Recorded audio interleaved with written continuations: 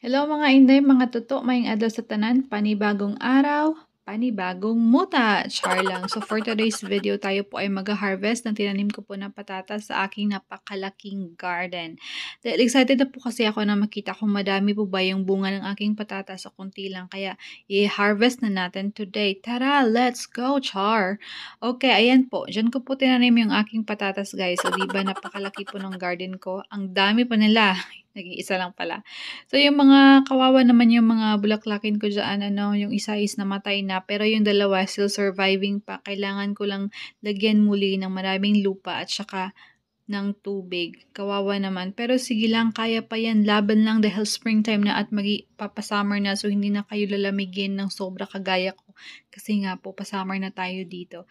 So, guys, today pala is nag-decide ako na harvestin ko na itong patatas sa tinanim ko. Hindi ko alam kung kailan ko to tinanim, pero basta at least nagtanim ako ng patatas dahil gusto kong malaman kung madami ba yung bunga niya o kaya kunti lang. At gusto ko din malaman kung masarap ba ito o hindi. But before that, may nais lang po ako i-share sa inyo. Di ba nag-upload ako ng video about doon sa paghahanap namin ng apartment at nakakita kami ng isang apartment doon sa Riverside. So, my hubby decided to request for viewing kaya pumunta kami doon at vinidyo ko para makita ninyo kung ano po yung apartment dito at kung magkano po yung price.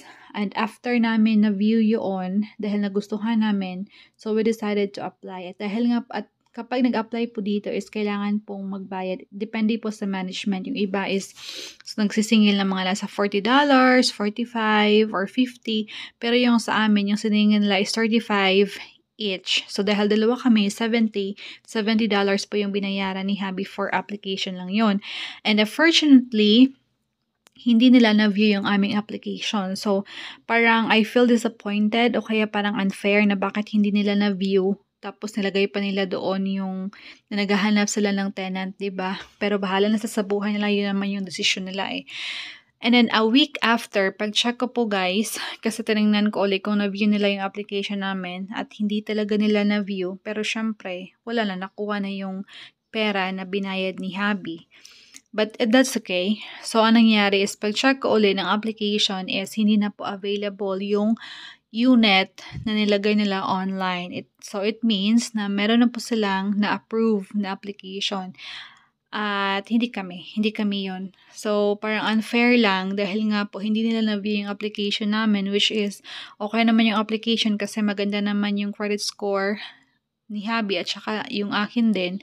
Tapos, okay naman yung mga requirements, napasa naman namin lahat. Pero yun lang, hindi nila na-view. Paulit-ulit tayo, diba? Paulit-ulit na lang tayo.